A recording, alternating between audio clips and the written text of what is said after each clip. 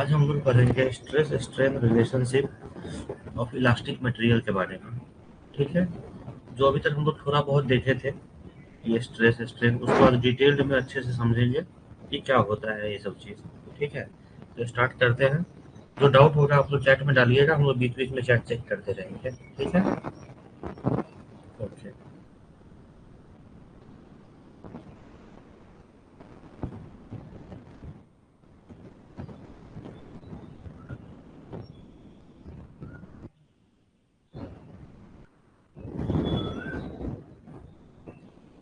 Stress strain relationship of elastic material.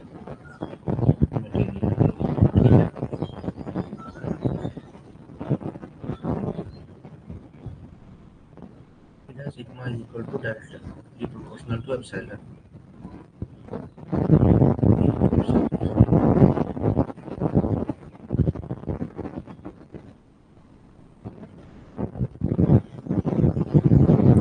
Sigma equal to E into epsilon, है ना। तो सारा टर्मिनोलॉजी क्लियर है।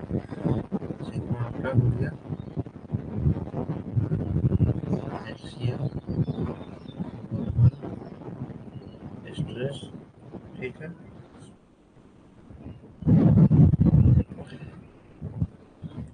एप्सिलॉन हो गया अपने केस में डिस्कस करेंगे एचसीएल नॉर्मल स्ट्रेन और ई हो गया प्लस इलास्टिसिटी। ठीक है, इसका भी न्यूटन पर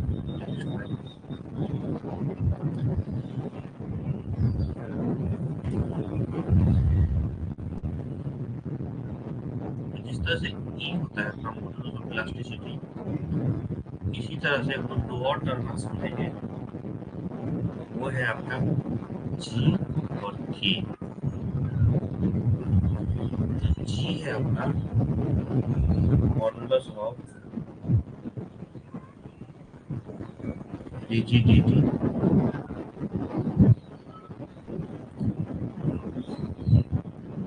ये है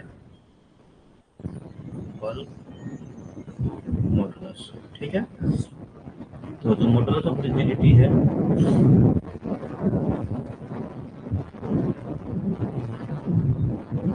शियर लोडिंग कंडीशन, इसमें यूज करते हैं। और ये हाइड्रोस्टैटिक कंडीशन, इसमें डिस्कस करेंगे। ठीक है, आगे बढ़ते हैं।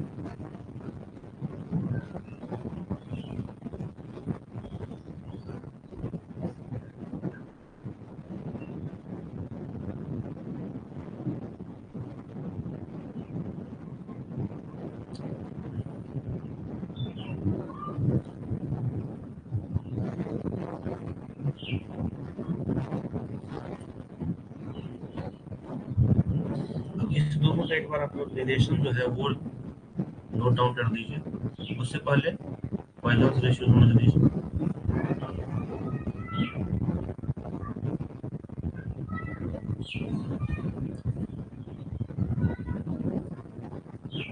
Natural strain divided by axial oblique longitudinal strain. ठीक है, ये हो गया अपना पॉइजन रेशियो। पॉइजन रेशियो तो हम लोग एक बार डिस्कस किए ही थे कि जो भी हमारा लॉन्जिट्यूडिनल स्ट्रेन है उसके कारण लैटरल स्ट्रेन पे कितना असर पड़ रहा है उसको इस पॉइजन रेशियो से निकाल सकते हैं। ठीक है, तो ये सारा टर्मिनोलॉजी है। उसके आगे चलते हैं हम लोग।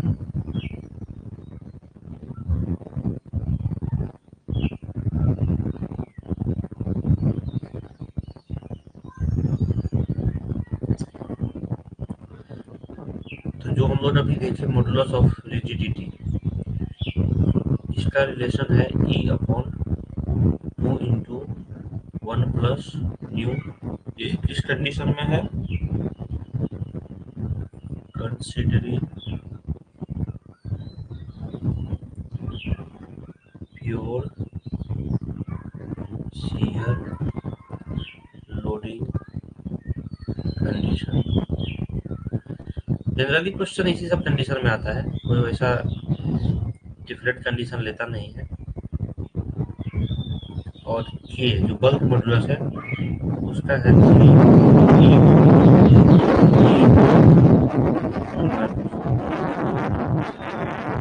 इसका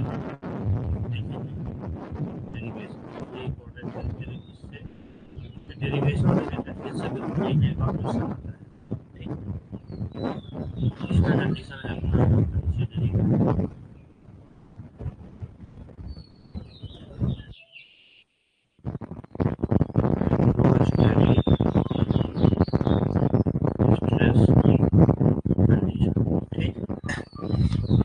ये सब फॉर्मूला तो याद ही रखना है। बाकी बल्क मॉडुलस को हम लोग एक बार डिस्कस करते हैं, इसी को बल्क मॉडुलस बोलते हैं। मॉडुलस चलिए कोई नहीं, एक बार कमेंट बॉक्स देख लिया जाए।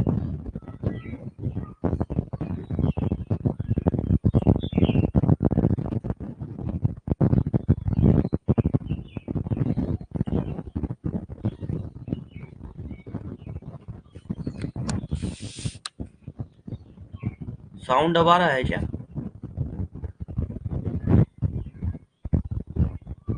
साउंड अभी क्लियर है क्या? साउंड क्लियर है तो बोलिए, मैं दोबारा रिपीट कर दूंगा एक बार।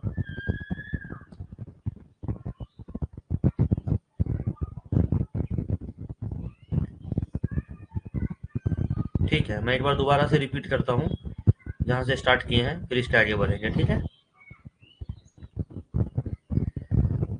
चलिए।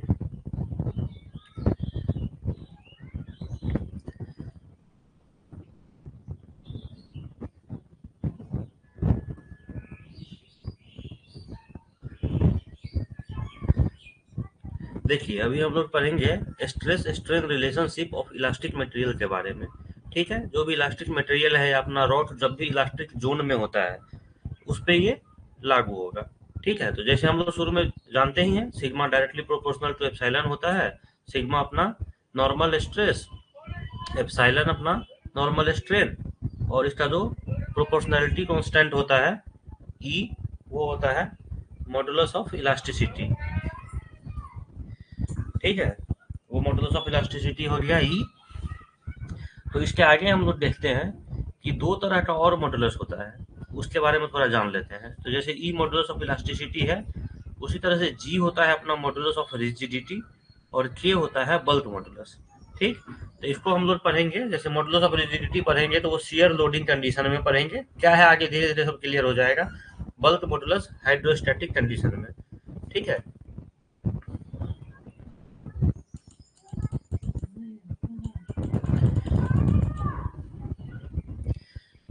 पॉइजन रेशियो जैसा जानते ही हैं आप लोग, lateral strain divided by axial longitudinal strain. ये सारा टर्मिनोलॉजी क्लियर है, तो अब आगे यहाँ फॉर्मूले पे आते हैं। जो मॉडुलस ऑफ रिजिडिटी है वो हो जाएगा ई अपॉन 2 इंटू 1 प्लस न्यू। ठीक है, considering pure shear loading condition, है ना। इसी प्योर शियर लोडिंग कंडीशन में हम लोग पढ़ेंगे। दूसरे कंडीशंस वगैरह में भी होता है, लेकिन उतना जाने की जरूरत नहीं है, उसमें फिर मैट्रिक्स वगैरह बन जाता है 6/6 का। ये ठीक है, प्योर शियर लोडिंग कंडीशन में ई अपॉन 2 इंटू 1 प्लस न्यू, और बल्क मॉडुलस में ई अपॉन 3 इंटू 1 माइनस 2 न्यू। ये फॉर्मूला है, और ये हाइड्रोस्टैटिक स्ट्रेस कंडीशन में है। तो अपने सिलेबस के लिए ये ठीक है, ये काफी है।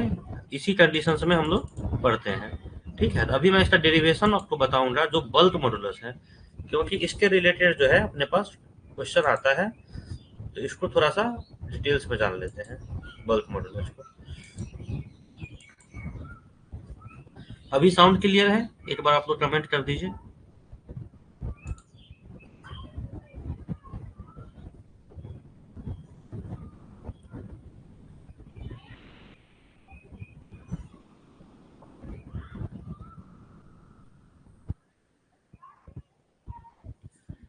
बैच कोड क्या है ये आप लोग पता कर लीजिएगा MG टीम से, और सिलेबस रिलेटेड कुछ डाउट है तो पूछिए, वो कमेंट दीजिए। हाँ, अब साउंड ठीक है ना? ठीक है, चलिए। तो अभी पहले बल्क मॉडल्स के बारे में हम लोग थोड़ा पढ़ते हैं।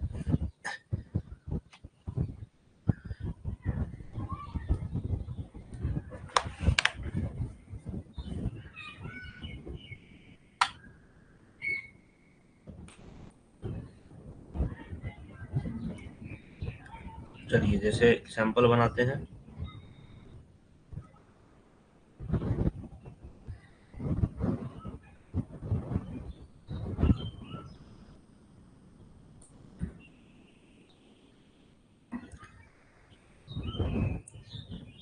तीन डायरेक्शन ले लेते हैं, ठीक, एक्स वाई जेड। एक्स और जेड को सेम प्लेन में कंसीडर कर दिए हैं अभी, वाई वर्टिकल कंडीशन में है, ठीक।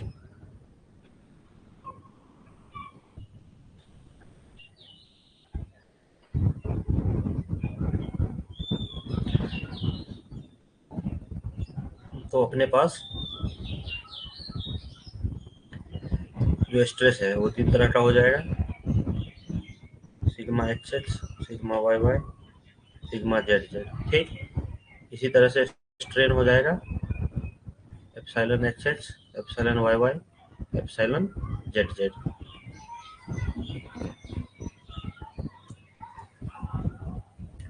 तो जो अपना सबसे बेसिक रिलेशनशिप है, जैसे मान लीजिए हम एक कंडीशन में लिखते हैं एप्सिलॉन एक्स एक्स,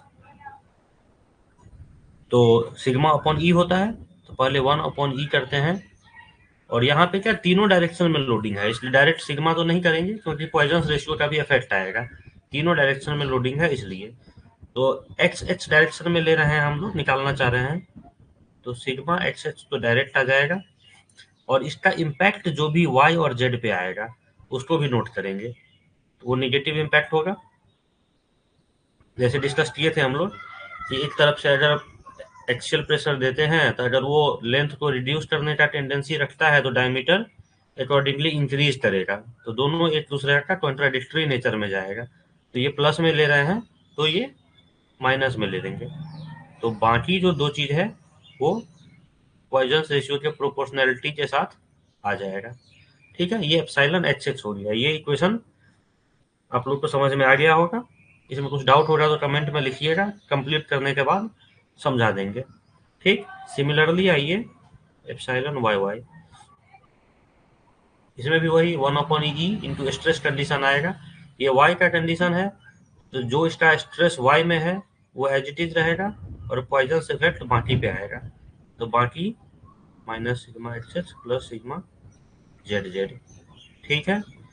अब इसमें आइए epsilon z z, one upon E into sigma z z minus nu into sigma x x plus sigma y y, ठीक है। ये तीनों डायरेक्शन में हम लोग कैलकुलेट कर दिए।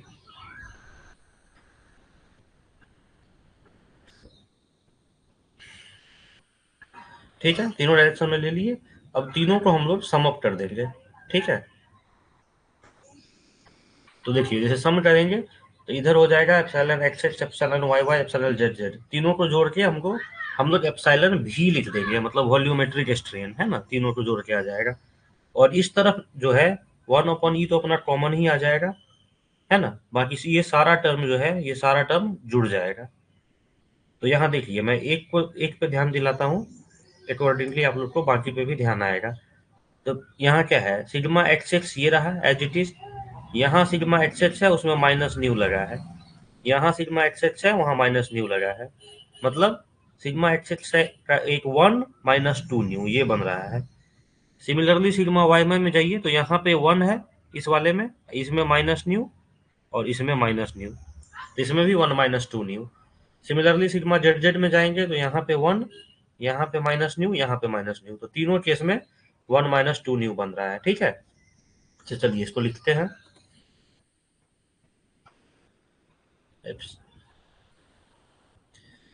एप्सिलॉन भी equal to epsilon x x को एक्स ही लिख लेते हैं अभी शॉर्ट में, समझ लीजिएगा। ये और इसको जोड़ेंगे 1/E, तो एज इट इज था ही, बाकी अंदर के साइड जोड़ेंगे तो sigma x x into 1 - 2 nu, similarly sigma y y into 1 - 2 nu, similarly sigma z z into 1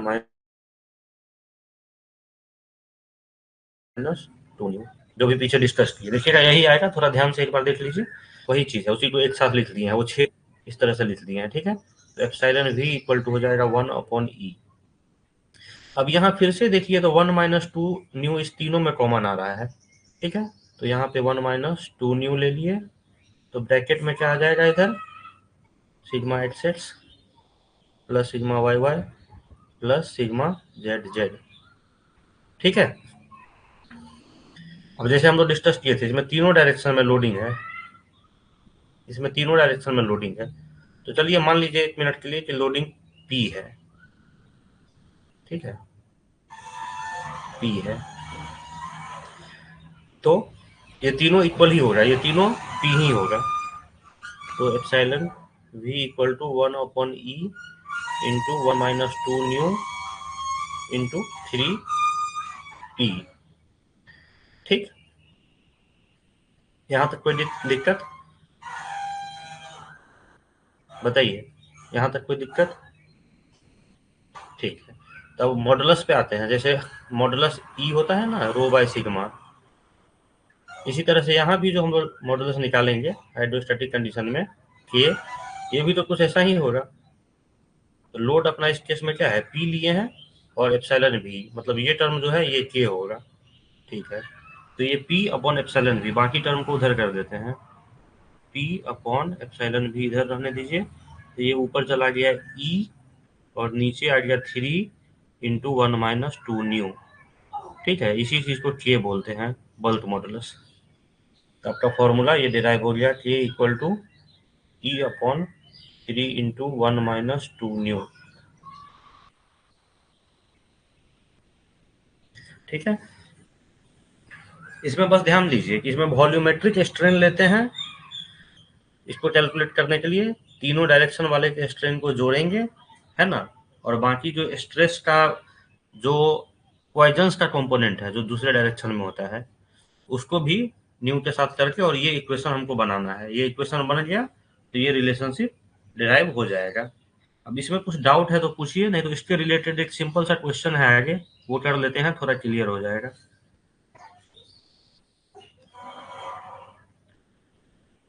comment कीजिए तो, अभी जो बताया हूं उसमें कुछ डाउट है क्या।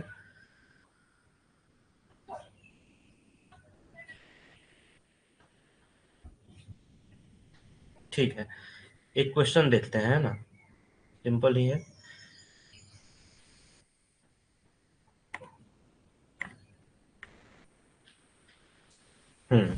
ये क्वेश्चन देखिए, the rock mass is subjected to hydrostatic pressure of 6 MPa, ठीक है। हाइड्रोस्टैटिक प्रेशर जो इस पे लग रहा है वो 6 MPa लग रहा है। If each of the measured strain epsilon x x, epsilon y y और एप्सिलॉन जेड जेड, तीनों जो है वो 2 mm/मीटर है, then the bulk modulus in GPa is, bulk modulus क्या होगा, ठीक। अब इस क्वेश्चन में देखिए, डायरेक्ट फॉर्मूला याद रखते हैं कि K equal to E upon 3 × 1 - 2 nu, तो इसमें ना न्यू दिया है ना ई दिया है, तो आंसर कैसे निकालते, दिक्कत होता। लेकिन अभी हम लोग जिस तरह से पढ़े हैं उसके हिसाब से देखिए,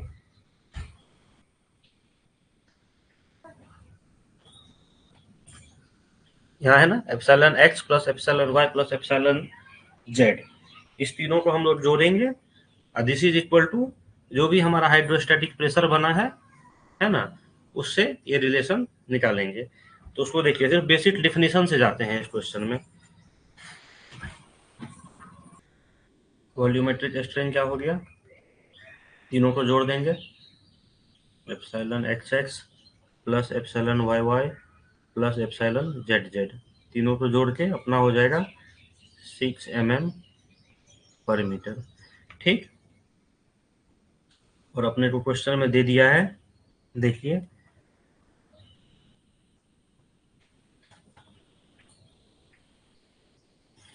6 MPa ना hydrostatic pressure, hydrostatic pressure 6 MPa। तो मॉडुलस पूछ रहा है, बल्क मॉडुलस के। तो मॉडुलस बराबर क्या होता है, वही अपना सिग्मा अपॉन एप्सिलॉन होता है। तो सिग्मा ही यहाँ पे हाइड्रोलिक प्रेशर हो गया, सिग्मा अपॉन एप्सिलॉन भी होता है ना।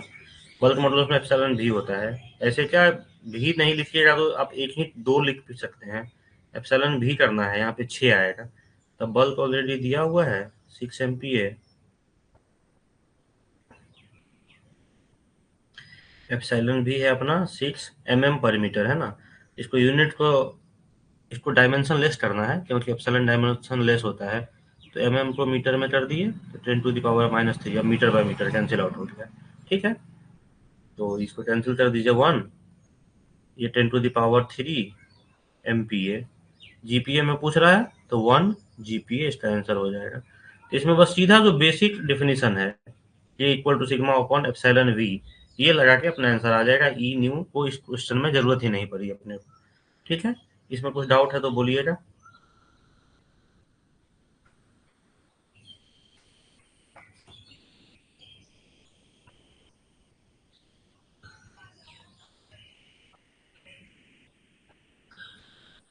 कमेंट कीजिए कुछ लोग। ये वाला क्वेश्चन क्लियर है?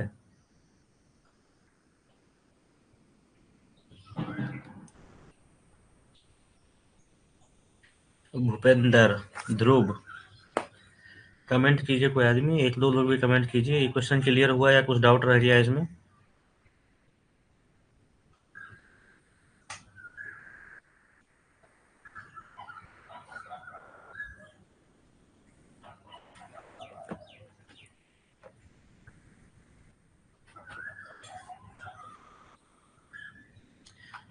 चलिए ठीक है, आगे बढ़ते हैं।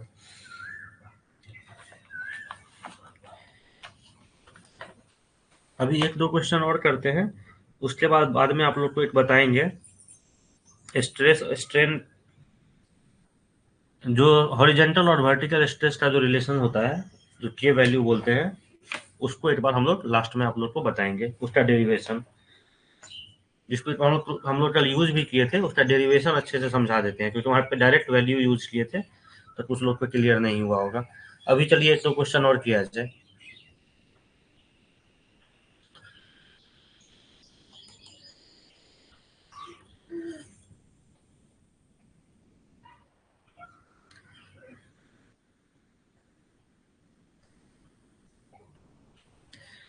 चलिए एक छोटा सा क्वेश्चन रिवीजन के लिए मैं पोरोसिटी और ये वॉइड रेशियो को बार बार एक आध दो देते रहता हूँ क्योंकि इससे क्वेश्चन आता बहुत है और हम लोग क्या आगे पढ़ते पढ़ते ये चीज भूल ना जाए, इसलिए इसको रिवीजन के लिए देते रहते हैं।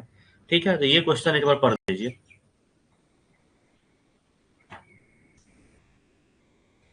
इसको सॉल्व कर पाएंगे आप लोग?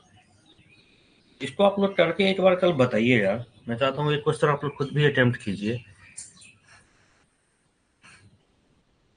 कि क्या आंसर आ रहा है, कल बताइएगा। सिंपल है, सारा डेटा दिया हुआ है।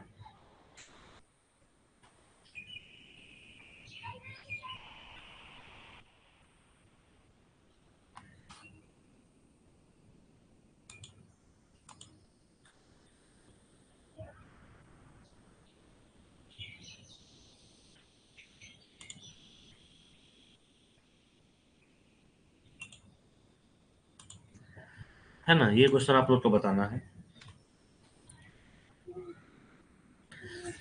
चलिए आगे चलते हैं। ये तो मैंने बता दिया। हाँ, ये एक देखिए, ये अभी जो मैं पढ़ाया हूँ उसी के रिलेटेड है, सिंपल है, इसको आराम से कर सकते हैं आप लोग।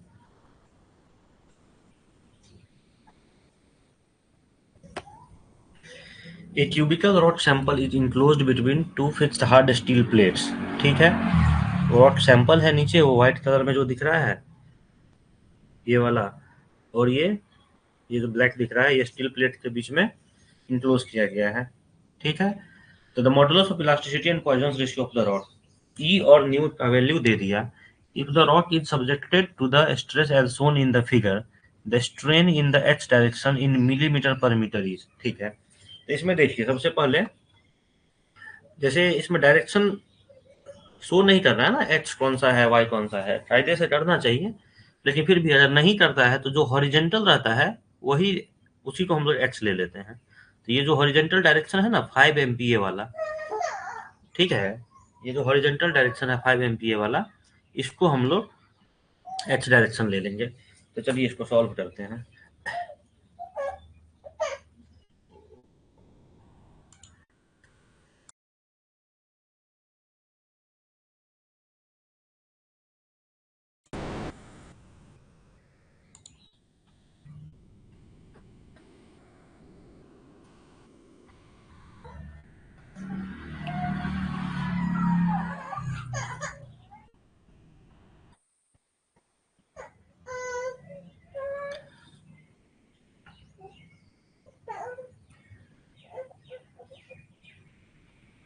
है ना, इस डायरेक्शन में 5 एमपीए था, इस डायरेक्शन में 10 एमपीए था, और इस डायरेक्शन में 8 एमपीए था। ऐसा ही कुछ था। ई और न्यू, इसका वैल्यू देख लेते हैं। इधर 5, इधर 10, इधर 8, ठीक है। ई है 2 जीपीए और न्यू है 0.25। ई है 2, ई है 2 जीपीए और न्यू है 0.25, ठीक है। तो अपने को निकालना है एप्सिलॉन एक्स, यही निकालना है। तो अभी हम लोग पढ़े ही थे 1/E इंटू सिग्मा का सारा कंपोनेंट इंक्लूडिंग पॉइजन इफेक्ट। जब पॉइजन इफेक्ट को इग्नोर करते हैं ना तब सीधा लिख देते हैं सिग्मा बाई, लेकिन जब उसको इंक्लूड करना है, क्वेश्चन में सारा डेटा दिया है तो अपने को उसको इंक्लूड करना है। तो ये हो जाएगा sigma x minus nu, nu sigma y minus nu sigma z. तो माइनस न्यू ब्रैकेट में ले लिए ये। तो सिग्मा एक्स पे अपना टोटल इम्पैक्ट स्ट्रेस का ये आ रहा है, तीनों डायरेक्शन से लेके। जब 3 एक्सियल लोडिंग है तो अपने को एप्सिलॉन एक्स का फॉर्मूला में ये पूरा चीज लिखना है। जब सिंगल डायरेक्शन लोडिंग है तब सीधा सिग्मा बाई ई हो जाएगा, ठीक। चलिए, तो 1/ई, ई दिया हुआ है 2 जीपीए, 2 जीपीए। चलिए एमपीए में रखते हैं, बाद में यूनिट एडजस्ट कर लेंगे जैसा क्वेश्चन में पूछा है। सिग्मा एक्स, सिग्मा एक्स अपना किधर क्या है, एक्स हम लोग ये हॉरिजेंटल वाले को ले देते हैं, ठीक है। सिग्मा एक्स 5, न्यू है अपना 0.25, और sigma y plus sigma z 10 plus 8, यही था ना क्वेश्चन में, 10 वाली थी ना, 10 और 8, ठीक। इसको एक बार सॉल्व करके देखिए क्या आता है।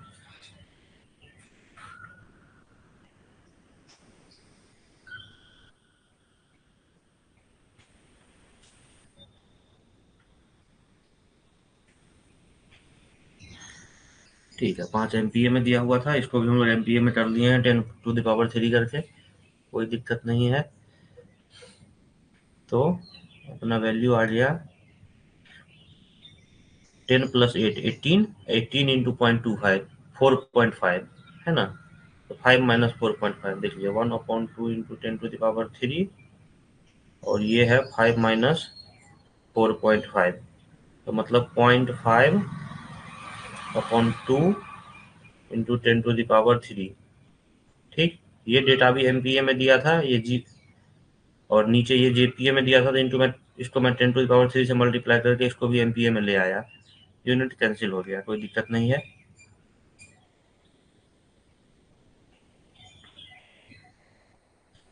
0.5/2 इंटू 10⁻³ आपका वैल्यू हो गया 0.25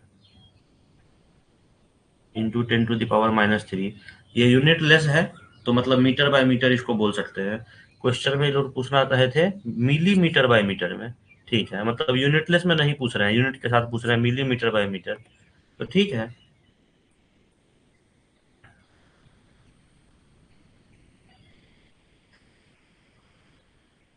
जो मीटर बाय मीटर इसको मिलीमीटर करना है, ये आपका मीटर बाय मीटर इसको लिख सकते हैं। इसको मिलीमीटर बाय मीटर करना है तो इसको 10⁻³ से मल्टीप्लाई कर देंगे, ये आ जाएगा आपका 0.25 मिलीमीटर बाय मीटर।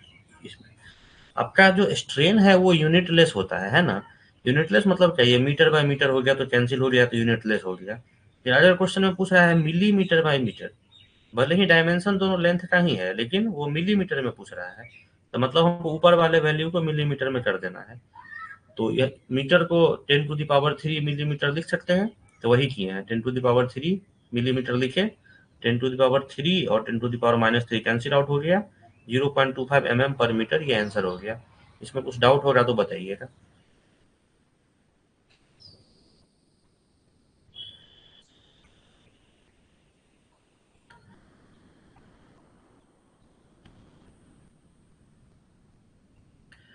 इस क्वेश्चन में कोई डाउट है तो बताइए। समझ में आया ये वाला?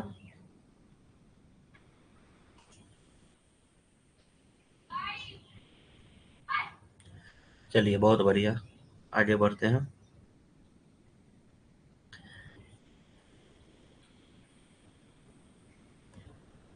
चलिए ये तो फॉर्मूला बेस्ड क्वेश्चन है, देख लीजिए एक बार। अभी जैसे क्या क्या पढ़े हैं, पॉइजन रेशियो तो पढ़े हैं, पॉइजन रेशियो पढ़े हैं, तो ये lateral strain by longitudinal strain जब ट्रू नंबर में है, तो ये तो यही से आपका पता चल गया कि एस का 2 होगा। ठीक है, एस का 2 दो ऑप्शन में है, बी और सी में। ठीक है, एक और देख लेते हैं,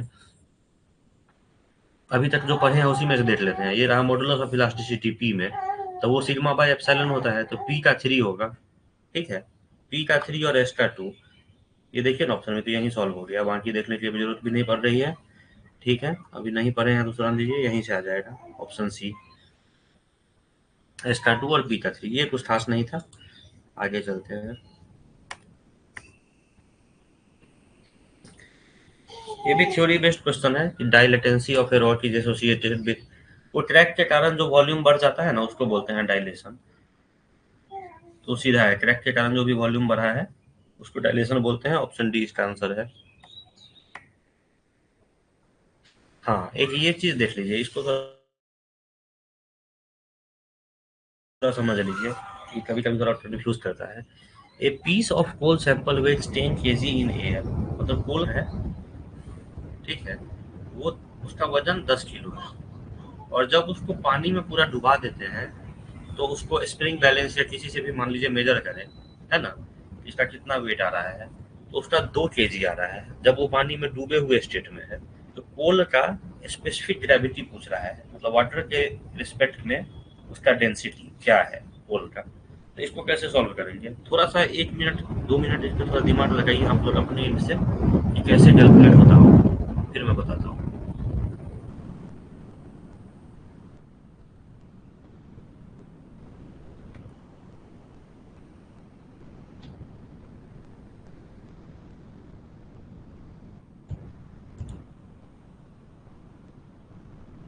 क्या अभी भी साउंड का दिक्कत आ रहा है क्या?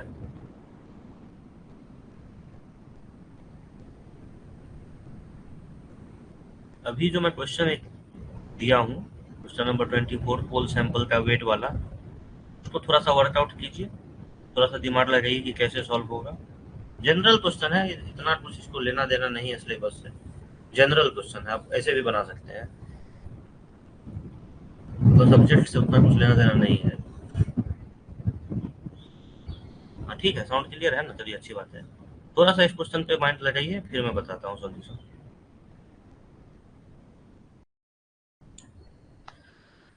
ठीक है, कुछ आइडिया लगा इस क्वेश्चन को कैसे सॉल्व करेंगे? मैसेज कीजिए तो कुछ लोग, इसको कैसे सॉल्व करेंगे।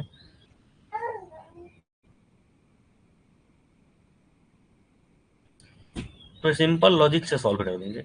5 नहीं, नहीं नहीं, अब मैं लॉजिक समझाता हूँ। नहीं नहीं नहीं नहीं, 10/2 ऐसा क्यों करेंगे भाई,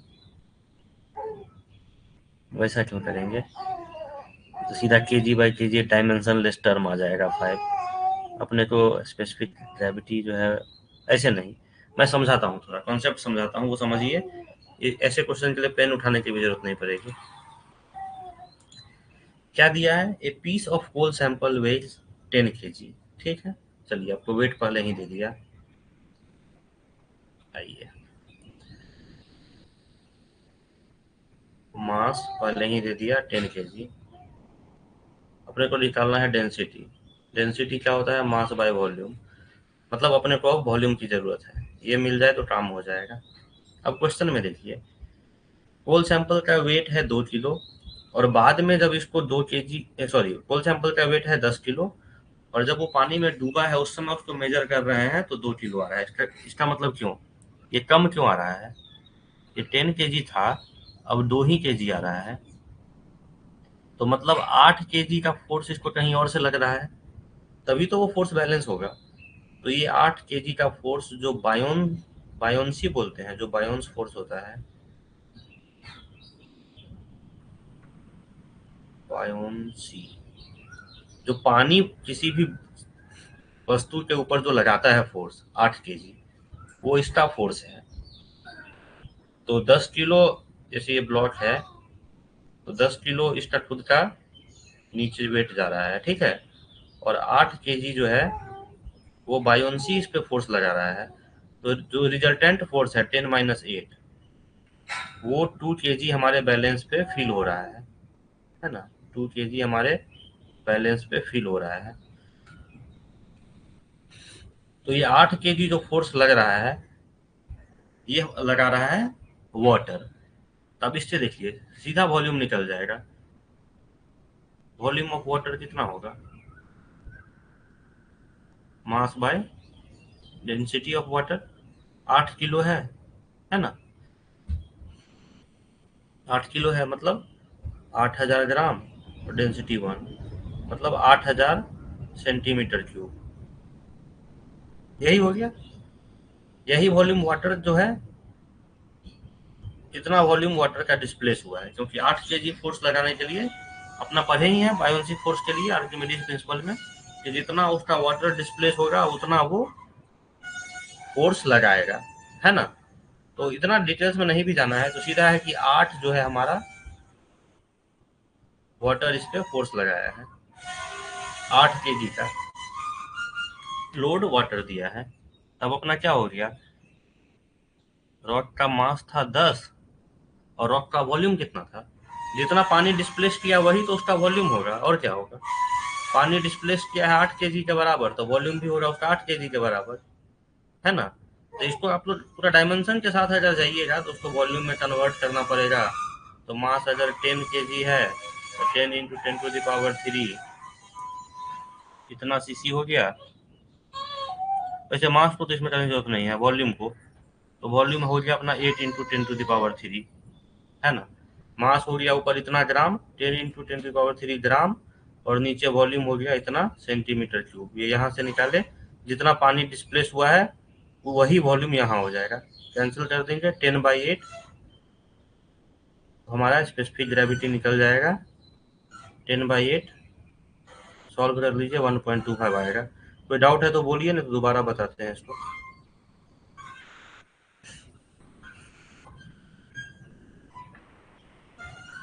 फिर से समझिए एक बार, थोड़ा डाउट होगा इसमें। 10 kg का ब्लॉक है, ठीक, मतलब 10 × 10⁻³ ग्राम, इतना नीचे लोड लग रहा है।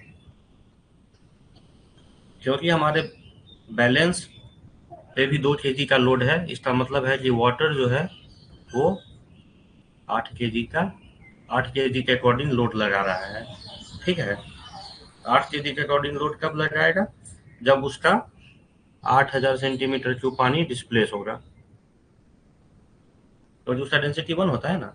और ग्राम पर सीसी बताए थे, ग्राम पर सीसी उसका यूनिट लिस्ट करने के लिए। तो यहाँ केजी है, तो इसलिए इंटू 10⁻³ सीसी हो गया, है ना। 8 kg 8,000 ग्राम हुआ, मतलब 8,000 सेंटीमीटर क्यूब हो गया।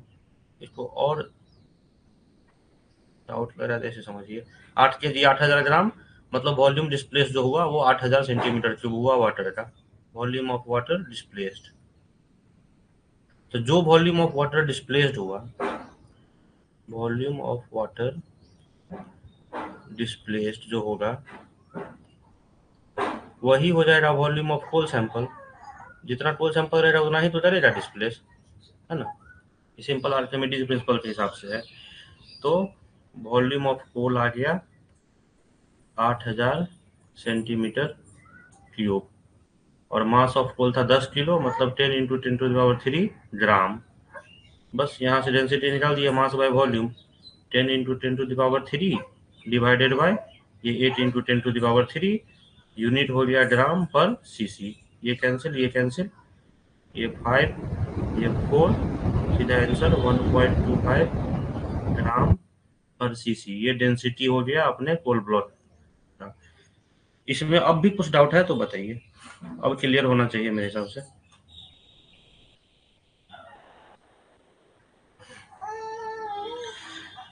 अब कोई डाउट है क्या अभी जो मैं दोबारा बताया? ठीक है, बढ़िया।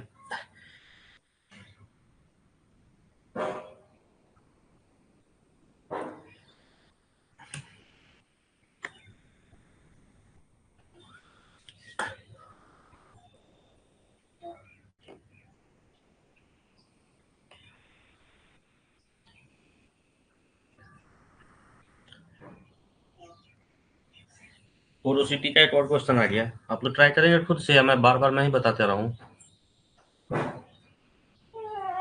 इसको मैं थोड़ा विजिबल कर देता हूँ।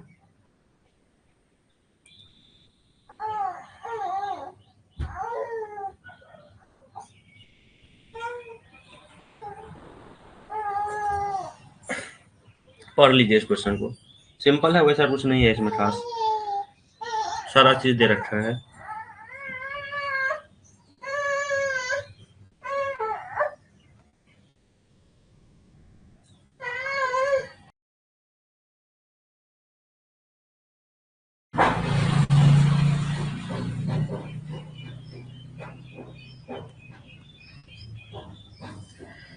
देखिए अभी आपने क्वेश्चन बहुत अच्छा पूछा कि डिवाइडेड बाय, मतलब weight divided by loss of weight in water करके भी निकाल सकते हैं क्या?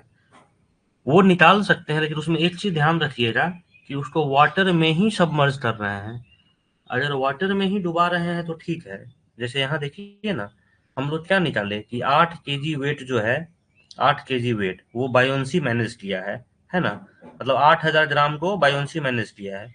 तो यहाँ जो वॉल्यूम निकाले हैं, ठीक है, यहाँ जो वॉल्यूम निकाले हैं वो 8000 ग्राम को सीधा 8000 सेंटीमीटर क्यूब लिखे हैं। वो इसलिए लिखे हैं क्योंकि वाटर का 1 ग्राम पर सीसी होता है, तो इसलिए डायरेक्ट इसको 8000 लिख दिए हैं। मान लीजिए वो क्वेश्चन में कंफ्यूज करना चाहे और वो वाटर की जगह पे लिख देगा कि कोई दूसरा मटेरियल है, कोई डेंस मटेरियल, मान लीजिए लिख दिया कि जो उस लिक्विड का डेंसिटी 2 ग्राम पर सीसी है, तो उस केस में क्या होगा, ये जो वेट 8000 ग्राम है, इसका वॉल्यूम फिर अगर उसका डेंसिटी 2 हो गया तो 2 से डिवाइड करके 4000 सेंटीमीटर क्यूब ही वॉल्यूम होगा, और वाटर डिस्प्लेस्ड 4000 होगा, तो इसका मतलब है कि वॉल्यूम ऑफ कोल भी 4000 है, क्योंकि जितना कोल का वॉल्यूम है वही तो डिस्प्लेस होगा। तो उस केस में जब डेंसिटी निकालेंगे तो मास बाय वॉल्यूम में नीचे फिर वो 4000 आ जाएगा, 8000 नहीं रहेगा। तो आप जो बोल रहे हो वो सिर्फ वाटर के केस में होगा या ऐसे मटेरियल जिसका डेंसिटी 1 ग्राम पर सीसी है। अगर कोई दूसरा लिक्विड है जिसका डेंसिटी कुछ अलग है, तो पूरा प्रोसेस से जाना आप लोग, पूरा प्रोसेस से जाना कि पहले कितना वेट मैनेज किया वो लिखना, उस वेट के अकॉर्डिंग उसका वॉल्यूम कितना आएगा, उसका डेंसिटी को लेके वो वॉल्यूम निकालना, वही डेंसिटी, उसी के वही वॉल्यूम वॉल्यूम ऑफ कोल हो जाएगा, और उसके बाद मास ऑफ कोल से उस वॉल्यूम को डिवाइड कर देना। तब उसमें थोड़ा सा चेंज करना पड़ेगा, लेकिन वही है कि वाटर के केस में ये चीज ठीक है। क्लियर हुआ आपको भूपेंद्र?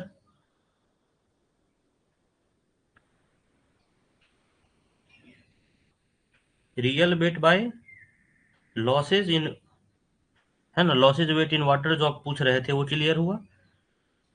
वाटर के केस में ऐसे कर सकते हैं, बाकी में पूरा प्रोसेस से जाना जैसे मैं बताया हूँ। चलिए,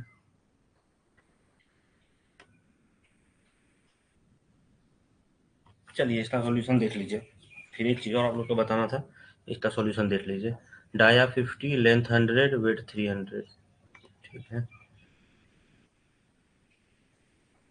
डाया 50, लेंथ 100 mm, वेट 300, और क्या क्या दिया हुआ था, ग्राम। ठीक है, स्पेसिफिक ग्रेविटी 1.05, 330। ठीक,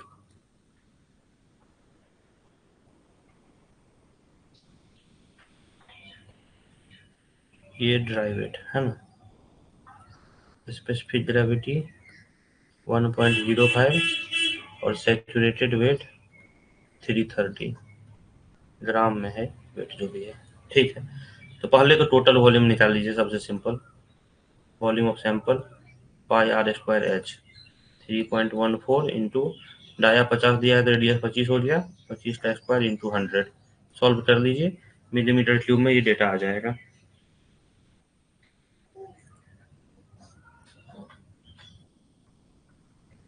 वन 196250। ठीक है, ये कैलकुलेटर से कर सकते हैं। मिलीमीटर क्यूब ये टोटल वॉल्यूम हो गया। अब अपने को वॉल्यूम ऑफ वाइड निकालना है ना, वॉल्यूम ऑफ वाइड निकालना है। तो देखिए पहला 300 दिया था, ये ड्राई था, और ये सेचुरेटेड। सेचुरेटेड मतलब जितना भी वाइड है सब पानी से भर गया है। ठीक है, तो इसमें कितना वेट इंक्रीज हुआ, ये 300 पहले था, सेचुरेशन के बाद 330 है, तो 30 ग्राम बढ़ा है ना। लेकिन ये वन डेंसिटी वाला वाटर नहीं है, देखिए इसका दिया है 1.05, कोई दूसरा मटेरियल है, इसका डेंसिटी अलग है, तो इस डेंसिटी से डिवाइड कर दीजिए 1.05 से। ये ग्राम है तो सेंटीमीटर क्यूब में हमारा वॉल्यूम आएगा, ये ध्यान रखिएगा, है ना। ये डायमेंशन लेस है, ये ग्राम है तो ये सेंटीमीटर क्यूब में आएगा। 30 डिवाइडेड बाय 1.05 सेंटीमीटर क्यूब। ठीक, ये हो गया वॉल्यूम ऑफ वाइड, ये हो गया वॉल्यूम टोटल। और अपने को क्वेश्चन में पोरोसिटी पूछ रहा था ना, पोरोसिटी। ठीक है, पोरोसिटी पूछ रहा है तो पोरोसिटी तो सिंपल है अपना, porosity volume of wide by volume total. Volume of wide हो गया अपना 30 अपॉन 1.05। ये सेंटीमीटर क्यूब है तो इसको भी मिलीमीटर में कर लेते हैं ताकि कोई दिक्कत ना रहे। तो 1 सेंटीमीटर होता है 10 मिलीमीटर, और ये क्यूब में है ना तो 10 क्यूब 1000। ठीक है, 30 बाई 1.05 इंटू 1000, ये मिलीमीटर क्यूब हो गया, इंटू वॉल्यूम टोटल 196250, ये भी मिलीमीटर क्यूब, कैंसिल आउट हो जाएगा, है ना। पोरोसिटी अगर परसेंट में पूछेगा तो इंटू 100% अलग से कर देंगे। बस इसको सॉल्व कर देना है, आपका आंसर आ जाएगा 14.55% में आ जाएगा। सिंपल है, सीधा फॉर्मूला बेस्ड है। डायमेंशन के हिसाब से टोटल वॉल्यूम निकाल लिए, वॉल्यूम ऑफ वाइड निकालना है, तो हमें ये पता चल गया कि कितना वेट वो गेन किया है और किस मटेरियल से गेन किया है। तो 30 ग्राम गेन किया है 1.05 वाले डेंसिटी वाले मटेरियल से गेन किया है। डिवाइड करके वॉल्यूम ऑफ वाइड आ गया, पोरोसिटी को फॉर्मूला में डाल दिए, आंसर आ गया। इसमें कोई डाउट नहीं होना चाहिए, अगर है तो बताइए कमेंट में। इसमें कोई डाउट है तो कमेंट में बताइए।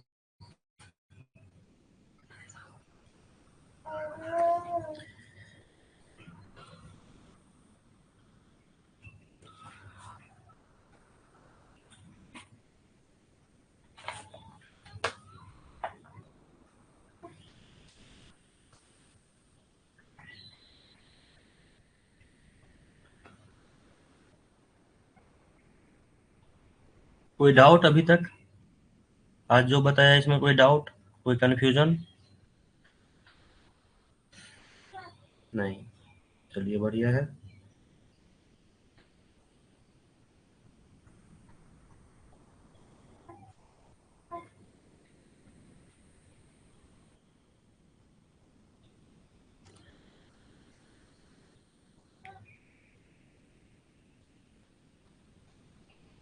अब एक दो चीज मैंने बोला था कि मैं आपको बताऊंगा, ratio of uniform horizontal stress to vertical stress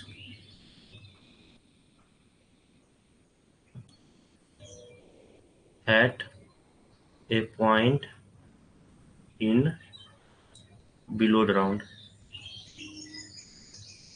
ठीक है ना, कल जिस टाइप का क्वेश्चन किए थे उसके बारे में। तो यूनिफॉर्म हॉरिजॉन्टल स्ट्रेस है, मतलब हॉरिजॉन्टल स्ट्रेस में हॉरिजॉन्टल साइड में जो भी स्ट्रेस है वो सेम है। ठीक है, तो हॉरिजेंटल में हम लोग वही करते हैं, एक्स और जेड को हॉरिजेंटल में ले लेते हैं, वाई वर्टिकल में हो गया। ठीक है, तो जो वर्टिकल में हो गया उसको हम लोग लिख लेते हैं सिग्मा भी, हॉरिजेंटल में जो है वो सिग्मा एच, ये भी सिग्मा एच। अंडरग्राउंड वाले पॉइंट पे निकालना चाह रहे हैं तो वो तो दोनों डायरेक्शन में अंडरग्राउंड वाले में सेम हो जाएगा। ठीक है, और वर्टिकल वाले में सिग्मा भी ले लिए हैं। तब सीधा देखिए,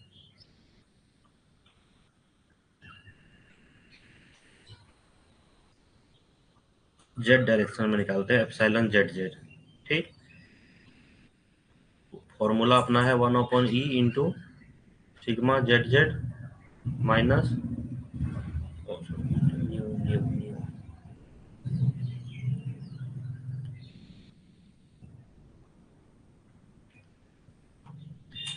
minus nu sigma x x plus sigma y y. ठीक है,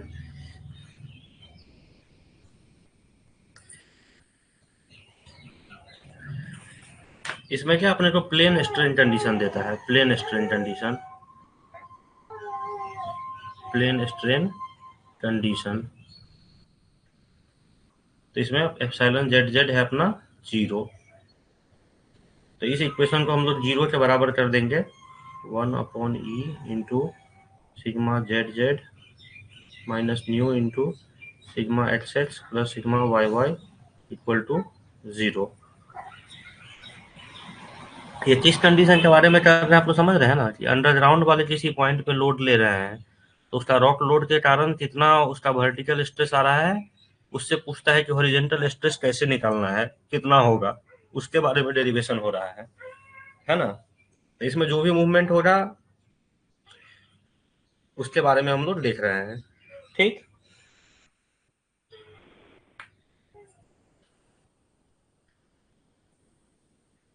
तो सिग्मा जेड जेड को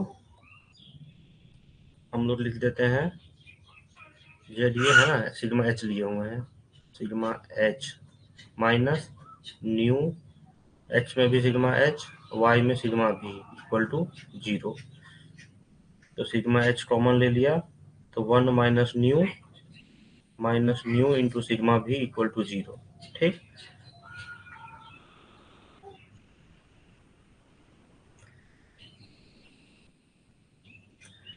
ये हो जाएगा sigma H into 1 minus new, इधर कर देंगे तो सिग्मा भी इंटू न्यू। तो sigma horizontal upon sigma vertical होता है, तो ये हो जाएगा न्यू अपॉन 1 माइनस न्यू, यही पूछा जाता है। ठीक है, तो इस तरह से इसको डिराइव करते हैं।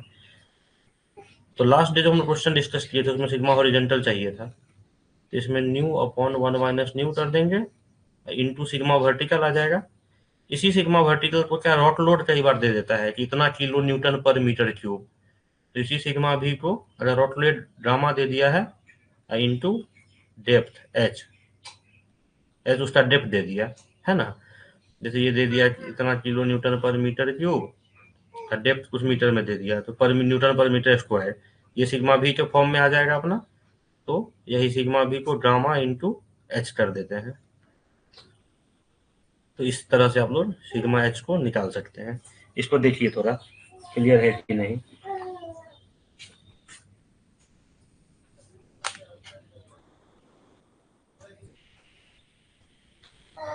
इसी में जैसे उस क्वेश्चन में दे दिया था आपका कि न्यू इक्वल टू 1.3 है, एच इक्वल टू 200 है और gamma equal to 25 kilo newton पर मीटर क्यूब, तो उसका आंसर क्या होगा।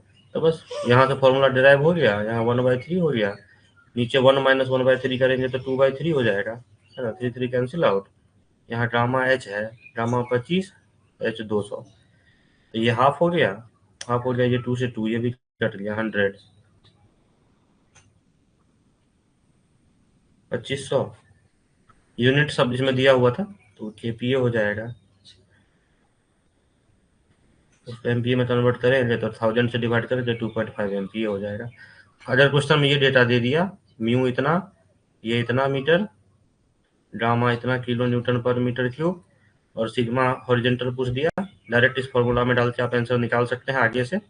ये फॉर्मूला ध्यान रख लीजिएगा, बाकी इसका डेरिवेशन मैंने बता ही दिया। इसमें कुछ डाउट है तो बोलिए, नहीं तो फिर क्लास खत्म करते हैं।